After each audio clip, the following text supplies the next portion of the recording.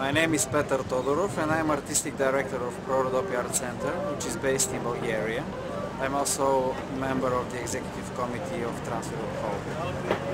Искам от името на Центъра за изкуства за Родопите, Pro-Rodopi Art Center, да дам нашия емоционален, морален съпорт за нашите колеги и приятели от ZBAU, от Нюрнберг, Германия, и да заявим нашата морална подкрепа за всичко, което те правят и за положението, в което са изпаднали в момента, и да кажем на кмета на Нюрнберг, че ZBAU наистина е център, който заслужава подкрепа. Те знаят какво правят, знаят как да го правят, знаят своята мисия и заслужават да продължат напред.